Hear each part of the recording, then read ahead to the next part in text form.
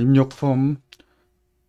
사실 오늘 강의는 녹강이 적절한데, 왜냐하면 학습 목표에 포함되는 적절한 초급 난이도는 9페이지까지고, 나머지는 그 좀 중고급 주제예요.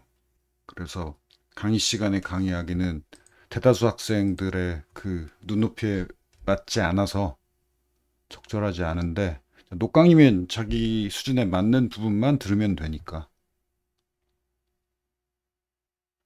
그래서 지금 리액트 완전 초급인 학생은 이 부분은 그냥 안 들어도 괜찮아요. 나중에 커스텀 훅 구현에 관심이 생길 때쯤 들어봐도 좋아요. 초급 주제가 아닌데 왜 강의를 하냐면 커스텀 훅 구현. 그 리액트 초급에 대한 강의는 책도 많고 인강도 많아. 그런데 초급을 넘어서 중급, 고급 올라갈 때 관건이 커스텀 훅을 구현할 수 있느냐인데, 커스텀 훅을 구현할 수 있으려면은 문법도, 자바스크립트 문법도 잘 알아야 되고 리액트 내부 메커니즘도 좀 이해를 하고 있어야 되는데, 그 부분에 대한 자료나 인강 이런 게 찾기 힘들어요. 그래서 어, 강의를 하는 거고. 오케이.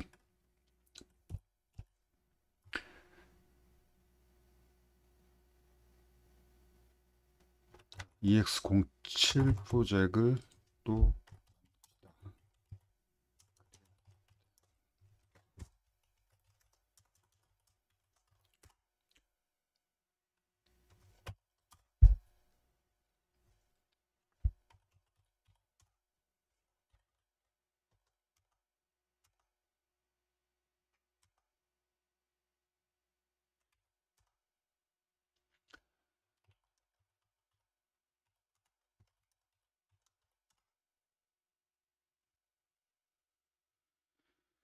인스톨 뜨네?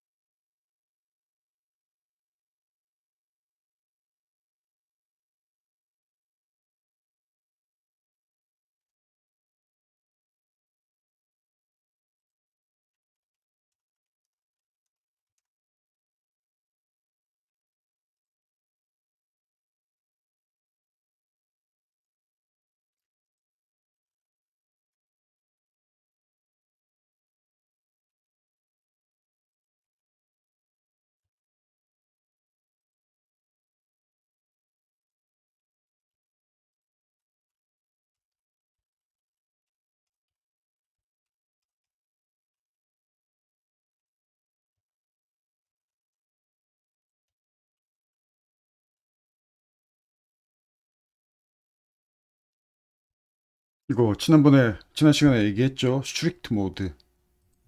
리액트 구현 규칙을 엄격하게 지켰는지 체크하는, 검사하는 기능을 담당하고, 이게 개발할 때만 이 검사 기능이 돌아가고, 빌드 할 때는 제외돼요, 어차피. 그리고 이 검사 기능 때문에 렌더링이 한 번 더, 두 번씩, 한 번 더 실시돼요. 두 번씩 렌더링 할 때. 그래서 정확한 렌더링 횟수가 궁금할 때는 주석 처리를 해야 알 수가 있고, 그다음에 이건 뭐 이 파일에 있는 서식을 이용하지 않을 거라서 주석 처리하는 거고, 이 강의에서는 계속 저 서식 파일을 주석 처리할 거예요. 그 다음에 입력 폼 구현. 지난 시간에 배웠던 인풋 태그 구현 또는 뭐 체크박스, 레디오 버튼, 체크박스, 실렉트 태그. 자, 지난 시간에 이거 하나 구현하는 거 배웠죠? 그걸 다 모아서 뭐 이름, 나이, 뭐 성별 등등등등 입력 폼을 구현한 예제죠.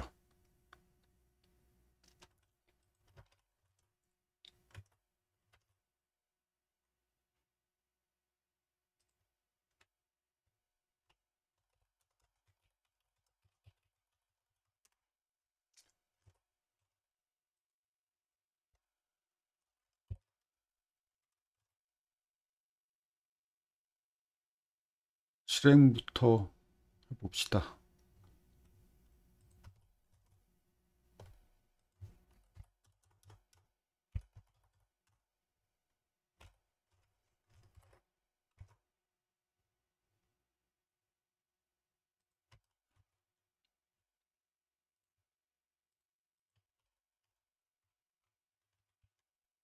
아, 지금 여기 잘못 만들었구나. 여기다 만들었네. src source 디렉토리에 만들어야죠. 드래그 드랍으로 이동하면 되고. 오케이, 에러 사라졌고, 마찬가지로 얘도 얘는 있지. 수정만 하면 되지. 오케이. 자, 이렇게 입력 폼 뭐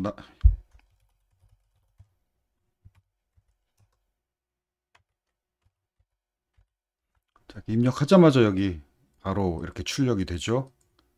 그런데 이게 사실은 개발자창 열어보면,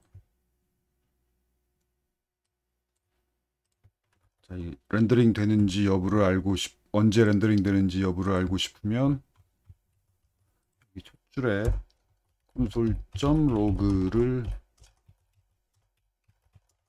넣어보면 되죠.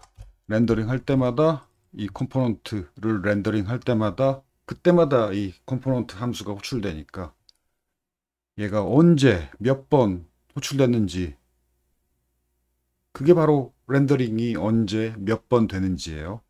그리고 호출될 때마다 콘솔에 이게 출력될 테니까 마찬가지로 여기도 앱 언제 몇 번 렌더링 되는지 알 수가 있는데, 새로 고침하면 먼저 그 앱 컴포넌트 렌더링 됐고 바로 이 뒤를 이어서 스튜던트 에디트 컴포넌트 렌더링 됐죠. 그다음 이름을 이렇게 입력할 때마다, 그쵸? 글자 하나 입력할 때마다, 또 여기도 마찬가지고 체크 할 때마다 이게 같은 로그 메시지가 여러 번 출력되면 숫자만 올라가기도 해요.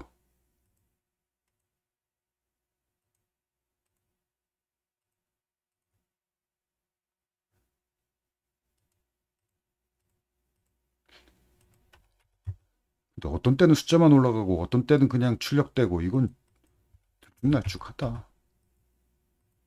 그렇죠. 아무튼 자, 이렇게 뭔가 하나 입력할 때마다 렌더링 된다는 것을 확인할 수 있죠. 그래서 입력 폼 컴포넌트는 분리되어야 되죠. 왜냐하면 뭐 하나 입력할 때마다 렌더링 되니까 딱 입력 폼만 별도의 컴포넌트이어야 하겠죠. 오케이. 그거 말고 뭐 지난 시간에 배웠던 내용에서 특별할 거 없고,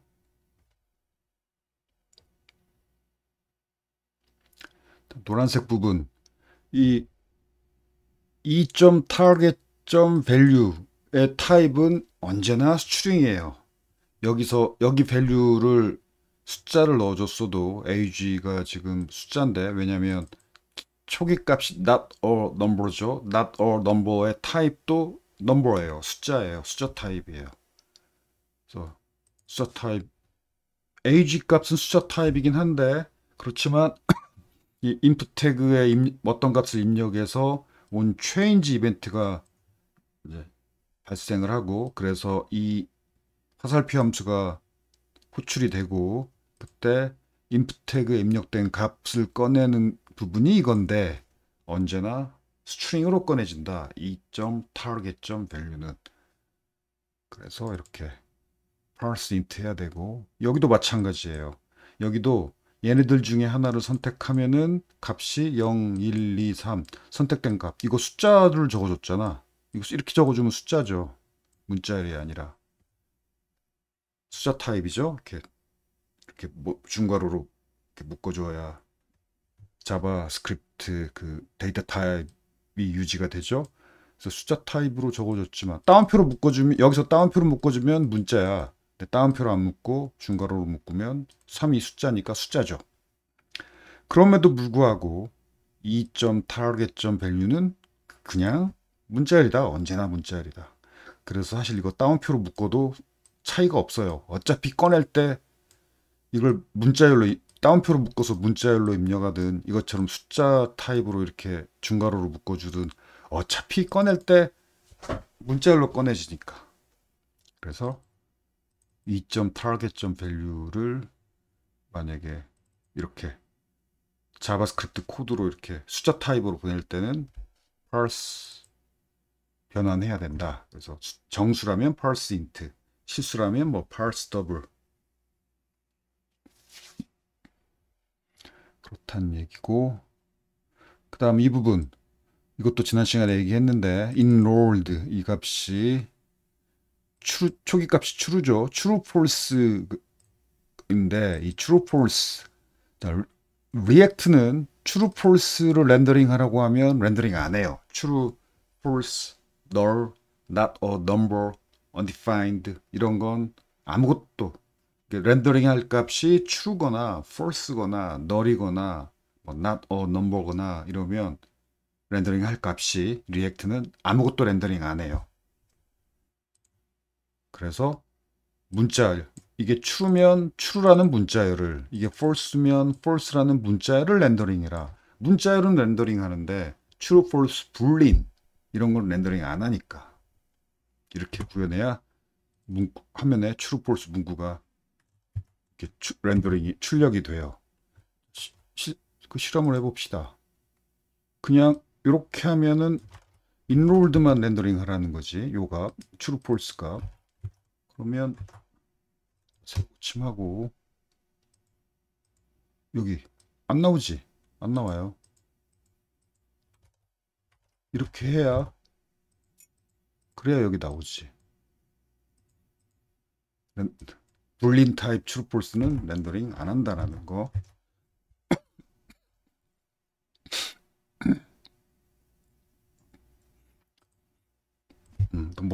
넘버 값이면 언제나 이렇게 parse int 아니면 parse double 혹은 그냥 여기 넘버라고 해도 돼요. 된다는 거.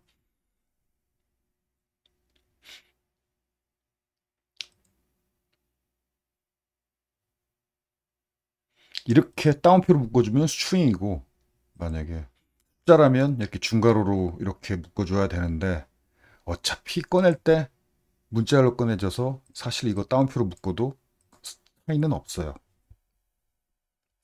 그 다음 placeholder, 여기 input 태그에 placeholder 이름, 그래서 뭔가 입력하기 전에 이렇게 안내 문구죠. placeholder 입력하면 안 보이고 입력을 안 하면 보이는. 그다음 여기도 나이. 그런데 여기 input type number에 그 요거 이건 input type 텍스트의 placeholder는 그냥 아무것도 입력 안 하는 빈 문자일 경우에는 placeholder 문구가 출력이 되는데 이렇게 이름.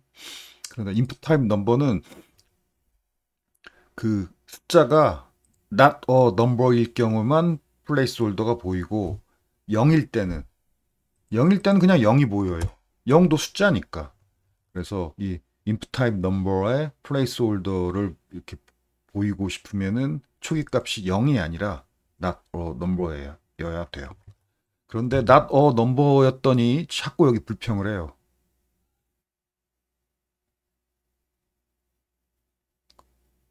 그 not a number를 숫자로 파싱할 수 없다라는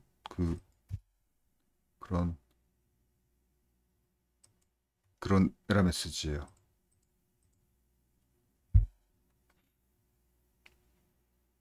여기서 16, 줄 16이 여기죠. 여기.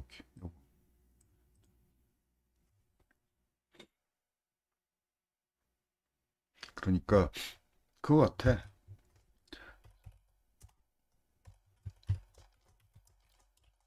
이건 파싱이 되죠. 3이라고. 그런데 이건 안 되나? 이건 not a number, nan을 파싱해서 not a number라고 인식해서 nan이 된 게 아니라 파싱 실패해서 nan이에요. 파싱 실패해서 nan이라는 건 예를 들어서 여기가 홍길동이면 숫자로 인티저로 변환 못하지. 인티저로 변환 못할 때 결과가 not a number예요. 그러니까 이것도 nan이구나 라고 파싱한 게 아니고 이거 숫자로 파싱 못해 그런 상황이에요. 마치 홍길동처럼. 그래서 리액트가 이렇게 nan 숫자로 파싱 못한다. cannot be parsed 라고 막 불평을 하는 거예요.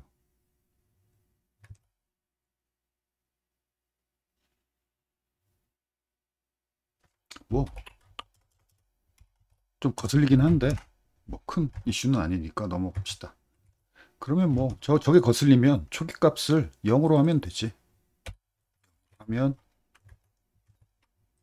그러면 이제 나이라는 플레이스홀더는 안 보이지만 아까 같은 그런 불평은 안 나오죠. 오케이.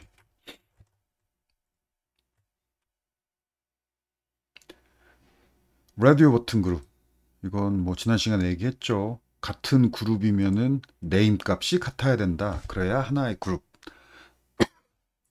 하나의 그룹이어야 그 중에 하나만 체크할 수가 있는 거죠.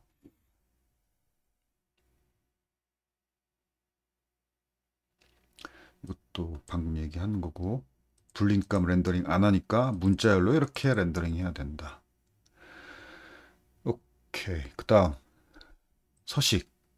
이것도 서식 범위 제한을 구현한 건데 이렇게 student edit.css에 구현한 서식이 CSS 서식들이 이 파일이 student edit.css고 이것이 소스 코드에서 student edit.tsx 여기서만 임포트가 됐죠.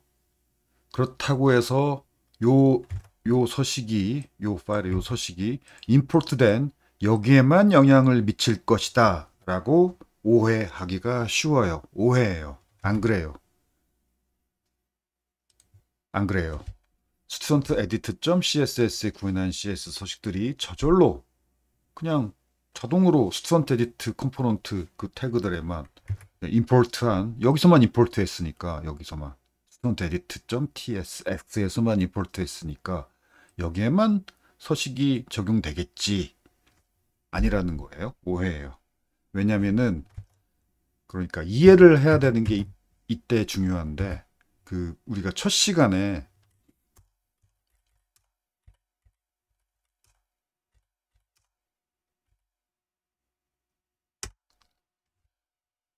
이런 내용을 이해를 하고 있어야 왜 그런지 왜 안 그러는지 스스로 판단할 수가 있죠. 프로젝트 빌드라는 얘기가 어딨나.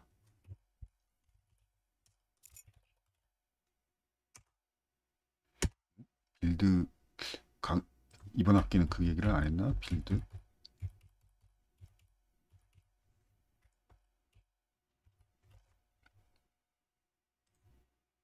이번 학기는 내가 좀 어려운 내용 뺀다고 작년보다 어려운 내용 작년 강의에서 어려운 내용 뺀다고 빼면서 이것도 빠졌네.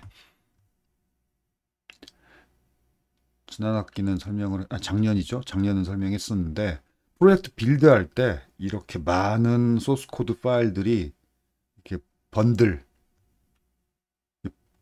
빌드 과정에서 많은 소스 코드 파일들이 이렇게 번들링 이렇게 합쳐져 가지고 몇몇 소수의 파일로 합쳐져요.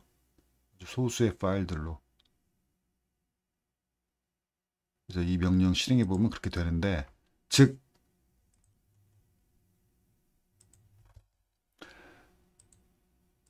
요 파일하고 그러니까 이 서식을 이 student edit.css 파일에 구현했고 이것을 요 서식을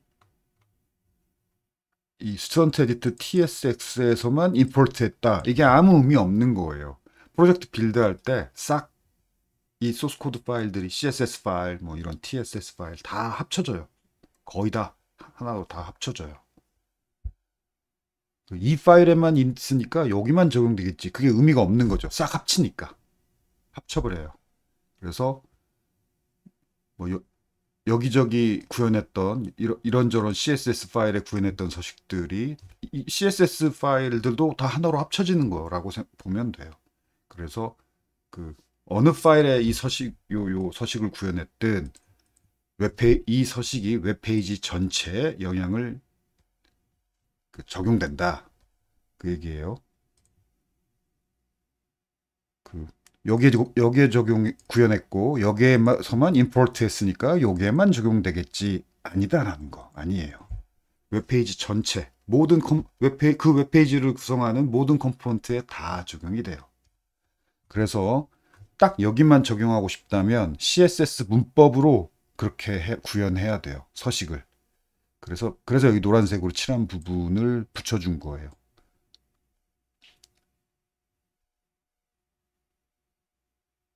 그래서 이렇게 노란색 부분이 이 부분을 빼면 모든 H1 태그에 그러니까 CSS 서식을 이렇게만 구현하면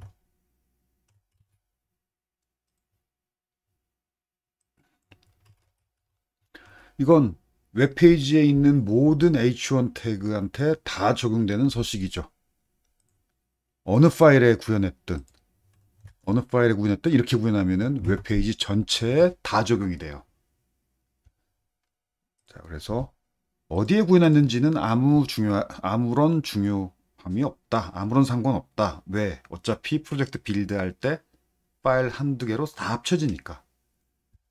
그래서 딱 이 부분만 하게 해야 되겠다라고 하는 건 하려면 파일은 소스 코드 파일은 의미 없고 이렇게 CSS 문법으로 이렇게 해주면 이런 태그 내부에 있는 모든 H1 태그니까 요 태그 내부 아래에 있는 태그들로 영역이 적용 범위가 제한되죠. 좀 더 엄격하게 제한하고 싶으면 이것은 요 태그 아래에 있는 바로 아래에 있는 자식 태그들 손자 증손자 이렇게 자손 태그들한테 다 적용되지만 이건 손자 증손자 이런 자손은 제외하고 바로 아래 직계 자식에만 적용이 돼요. 바로 아래에 있는 태그에만. 그래서 손자 증손자 태그에는 적용되지 않는다. 그러면 요로 바로 스튜던트 에디트 바로 아래에 있는 태그들이니까 스튜던트 에디트 바로 아래에 있는 태그 요거 요거 요런 거 바로 아래에 있는 것들이죠. 그리고 뭐 스튜던트 에디트 뭐 바깥이라 할지 요 태그 바깥도 아니고 그 다음에 혹시 요 컴포넌트가 다른 컴포넌트를 또 포함하고 있더라도 어차피 저 서식은 바로 아래에 있는 요런 태그만 적용되니까 뭐 서식 범위 제한이 매우 적절하죠. 이렇게 안 하면 나중에 적용도 디버깅 해야 돼요. 이 서식이 어디서 영향을 받는 거지? 라고 막 헷갈리고 서식 범위 제한을 처음부터 신경 써야 돼요. 처음에 구현할 때부터 딱 요 컴포넌트에만 이렇게 적용되게 이런 걸 붙여주는 게 매우 바람직하다.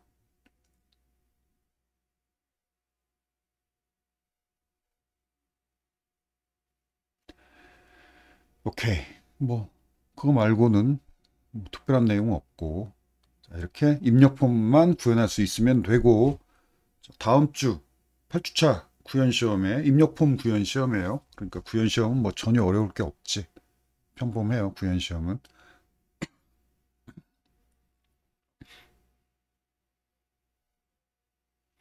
그다음 웹 프론트엔드 개발자는 웹 디자이너하고 협업할 일이 무척 많은데 실력 있는 웹 디자이너들이 주로는 아니다. 실력 있는 웹 디자이너들이 SCSS 문법으로 구현하는 경우가 종종 있어요. 주로 SCSS 문법으로 구현한다. 이렇게까지는 아니고 종종 있다. 이 정도. 그리고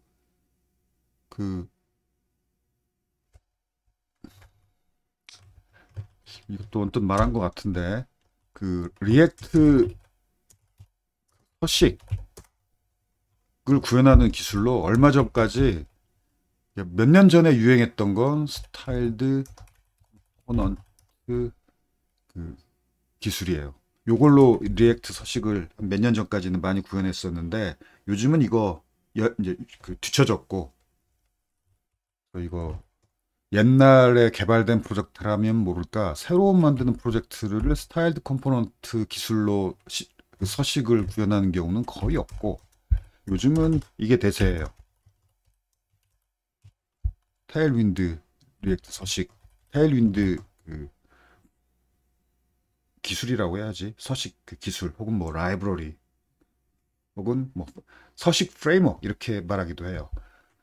이 테일윈드로 리액트 앱의 서식을 구현하는 경우가 많은데 초급 때 요걸 공부하는 건 매우 비추해요. 비추천이에요. 왜 비추천하냐면 스타일드 컴포넌트처럼 이런 응용 기술은 그 프론트엔드 응용 기술은 새로운 것도 그러니까 생명이 짧아. 새로운 게 자꾸 나오고 또 옛날에 유행했던 게 또 금방 또 한물 가고 그래요. 한때 매우 유행했던 스타일드 컴포넌트가 이제는 한물 갔잖아. 지금은 테일윈드가 핫한데 얘도 언제 한물 갈지 몰라요. 그럴 가능성이 꽤 있어요. 왜냐면 나는 개인적으로 테일윈드 싫어하거든. 테일윈드 좋아하는 사람도 꽤 많은데 싫어하는 사람도 꽤 많아요. 완전히 대세로 되기에는 힘들어요. 테일윈드 방식의 코딩이 편하긴 한데 지저분해 코드가. 그래서 나처럼 싫어하는 사람들도 있어요. 자, 그래서 리액트 서식은 기본을 먼저 공부하고 그 다음에 응용 기술을 공부하면 응용 기술 기본이 튼튼하면 응용 기술이 뭐가 됐든 금방금방 적용해. 근데 기본을 모르고 응용 기술만 배우면 그 응용 기술이 한물 가버리면 좀 벙 쪄지는. 기본 그 초급 때는 기본부터 공부하라. 기본을 초급 때 튼튼히 공부한 다음에 그 다음에 중고급 올라가서 이런 응용 기술 공부하는 것이 매우 적절하다. 기본을 생략하고 바로 응용으로 가는 것은 그 언뜻 응용 기술을 남들보다 빨리 배우니까 언뜻 초급을 빨리 뗀 것 같은 착각에 들 수 있지만 그 기본기라고 할까 내공이랄까 그게 매우 별로 바람직하지 않은 그런 얘기 있잖아. 운동선수도 중학교 때 고등학교 때는 그 응용 기술보다도 체력 기본기 체력 그래서 투수 특히 초등학생 중학생 투수로 성장하고 싶은 장기적으로 투수로 성장하고 싶은 그 야구 선수는 초등학교 중학교 때 직구만 던져라 라는 얘기가 있어요. 기본기. 그리고 변화구는 나중에 다 큰 다음에 그러니까 한 고3쯤 되면 다 크죠. 어렸을 때부터 변화구를 던지기 시작하면 큰 투수로 성장을 못한다 라는 거죠. 그러니까 기본 체력 기본 역량 이런 거 키워야 되는 거죠. 응용 기술이 아니라 기본 기술로. 오케이. 자, 그게 바로 CSS로 내가 하고 싶은 서식을 다 구현할 수 있는 것이 기본이고 그 다음에 CSS보다 약간 문법을 확장한 SCSS까지 여기까지가 기본이에요. 그 다음에 이런 거 공부하는 거 이건 한물 갖고 그 다음에 테일윈드 공부하는 걸 매우 추천해요. 되돌아와서 SCSS 요즘 그 현업에서 그 리액트 풀작할 때 SCSS를 많이 안 쓰고 테일윈드를 많이 쓰기는 하지만 초급 때부터 테일윈드 공부하는 것은 별로다라는 얘기죠. CSS 문법에서 약간 확장한 SCSS 문법까지로 내가 원하는 걸 구현할 수 있는 공부를 초급 때는 하고 난 이제 초급은 아니다 싶을 때 테일윈드 공부 이렇게 하기를 매우 추천해요. SCSS는 CSS 서식 문법이 워낙 제한적이어서 좀 편리하게 확장한 건데 뭐 SCSS 문법도 깊이 있는 고급 문법까지 다 알 필요 없고 기본적인 것만 응용해도 충분해요. 그 다음에 SCSS는 웹 표준 문법이 아니니까 프로젝트 빌드할 때 표준 CSS 문법으로 변환해야 되고 트랜스파일 해야 되고, 어차피 타입스크립트도 트랜스파일 변환해야 되죠.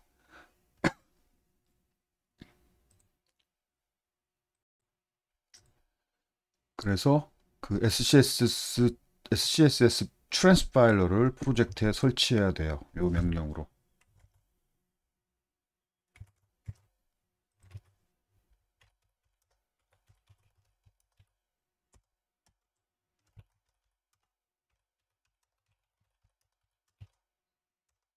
SASS지. 원래 이 기술의 이름은 SASS가 맞아요. 근데 SCSS라고 해도 되지만 같은 기술의 같은 이름, 대한민국 뭐 코리아 같은 나라잖아. 이것도 같은 이름이에요.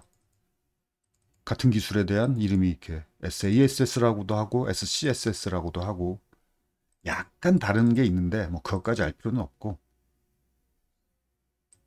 그 다음에 여기 D 옵션은 실행할 때는 필요 없고 개발할 때만 필요한 패키지 설치할 때 이 대문자 D 옵션을 붙여요. 트랜스파일러는 프로젝트 빌드할 때 빌드하는 게 트랜스파일러잖아. 빌드가 끝나면 트랜스파일러는 필요 없지. 마치 컴파일러처럼 컴파일할 때만 컴파일러가 필요하지, 컴파일 끝나서 실행 파일만 있으면 되죠. 실행할 때는 실행 파일만 있으면 돼. 컴파일러는 컴파일할 때만 필요하죠. 마찬가지로 트랜스파일러도 빌드할 때만 필요하다. 자, 확장자를 SCSS라고 하면 되고, 요거하고 아까 봤던 거 이거하고 똑같은 거예요. 지금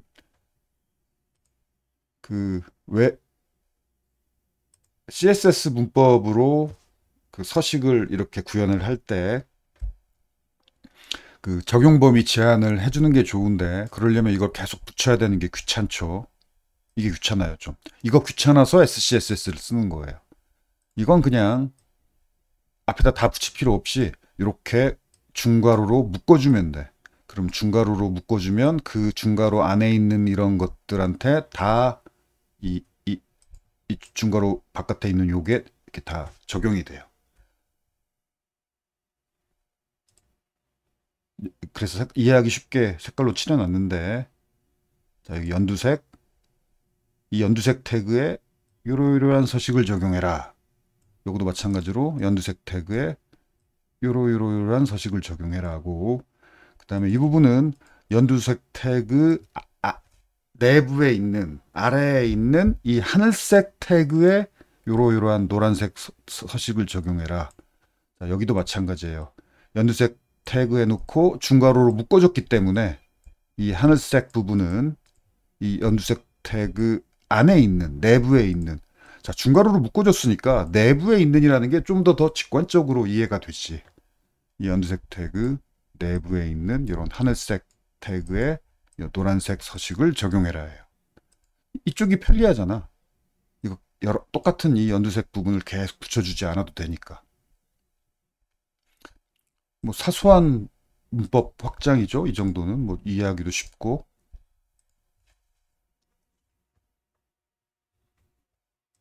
그래서 막상 따다다다닥 코딩할 때 이렇게 똑같은 내용을 앞에다 똑같이 붙여주는 것보다 이런 방식으로, 이런 구조로 코딩하는 게 편해요. 직관적이고.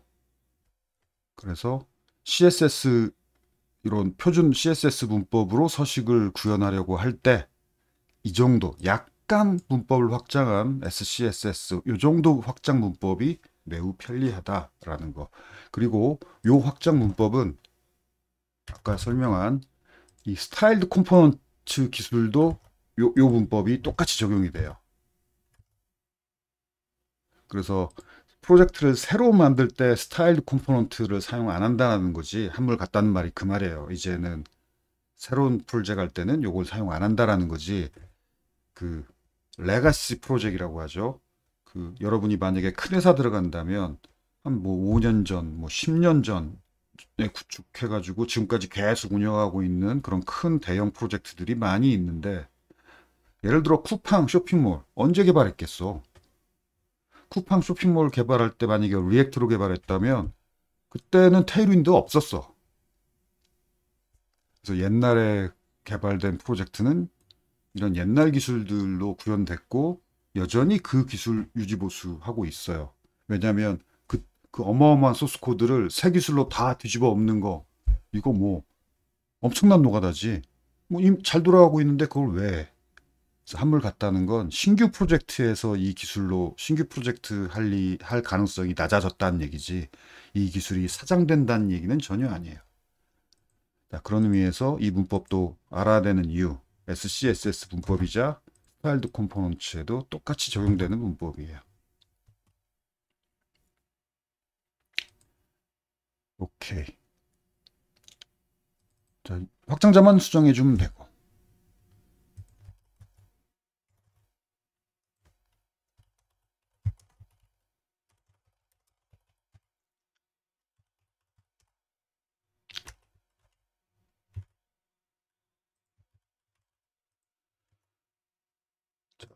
뭐 구형 기술만 SCSS로 바뀌었을 뿐 똑같은 서식이니까 뭐 새로 고침해도 달라질 건 없죠.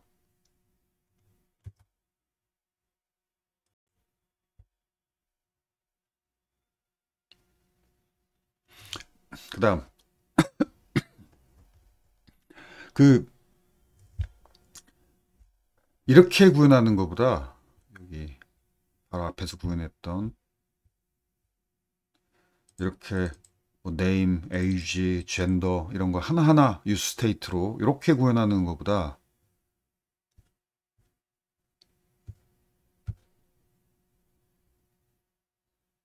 이렇게 use state 한 번 하고 이게 이니셜 밸류가 student 타입의 객체예요.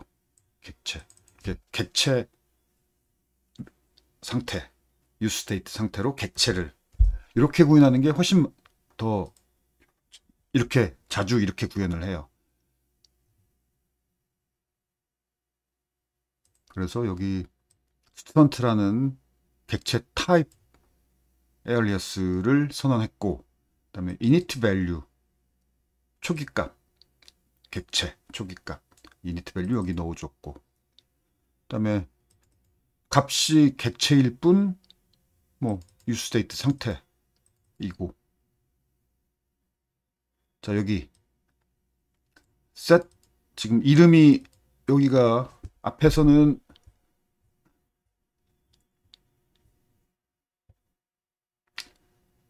여기다가 이름을 입력을 하면 onChange 이 화살표 함수가 호출이 되죠. 여기서 그 값 입력된 값을 set name 해가지고 이 use state 이 상태에 set 했죠.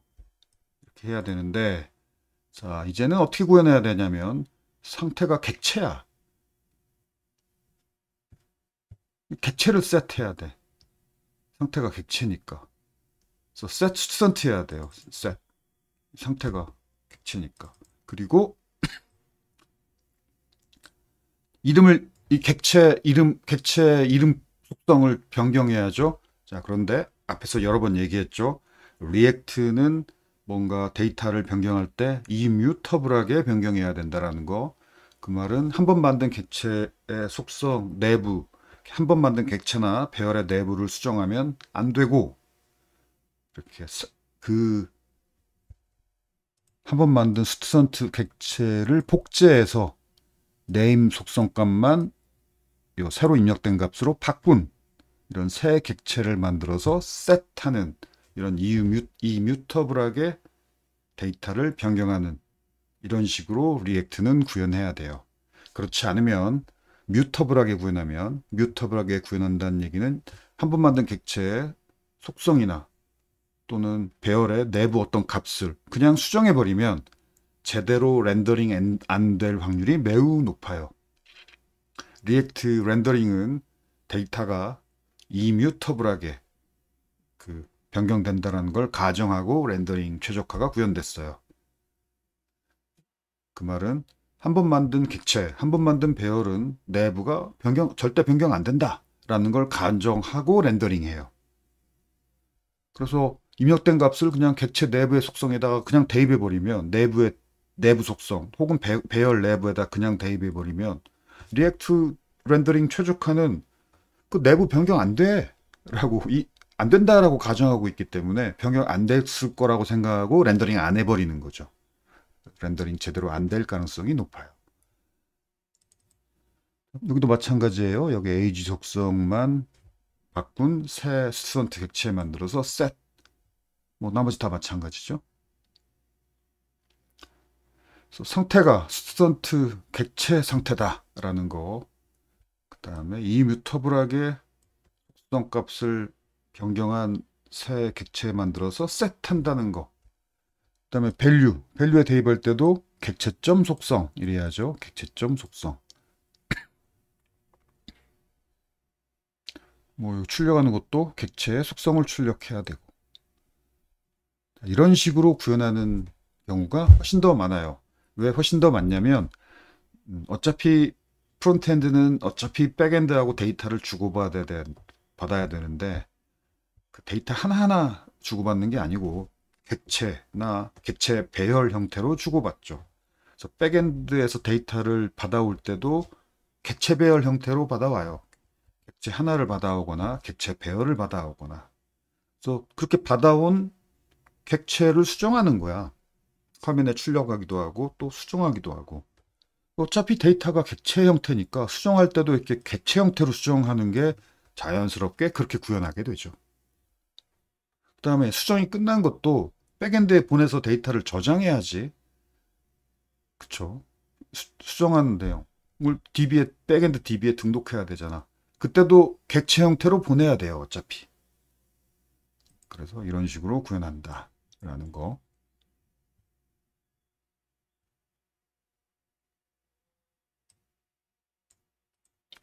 방금 얘기로 한 설명이 여기 적혀 있죠.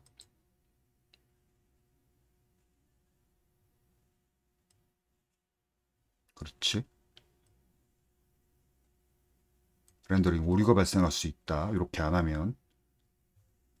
왜냐? 렌더링 최적화 과정에서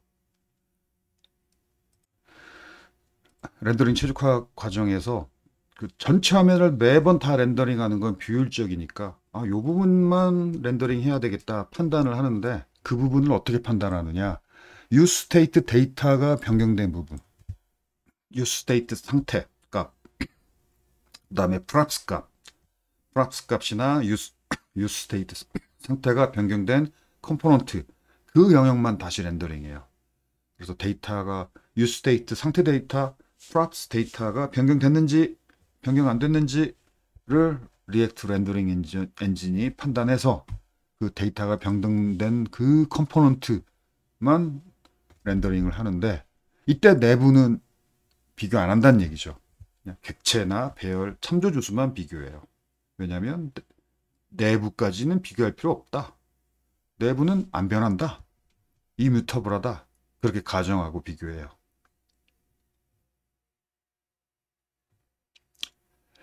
오케이. 연습 문제. 이건 직접 해보세요. 뭐 다음 주 구현 시험 문제는 이렇게 입력 폼 구현하는 거가 당연히 나오고 그 다음에 약간의 응용.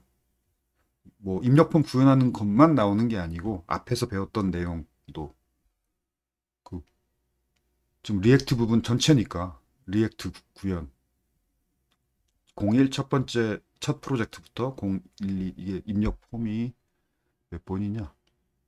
5번이구나. 5번 입력 아닌데? 7번이구나. 7번 입력 폼. 그래서 1, 2, 3, 4, 5, 6, 7까지가 구현시험 범위예요. 여기까지가. 그래서 입력 폼 구현하라는 건 당연히 나오고 그 다음에 앞에 부분도 구현 앞에서 배웠던 부분도 또 나오죠. 오케이. 자, 학습 목표 시험 범위는 여기까지.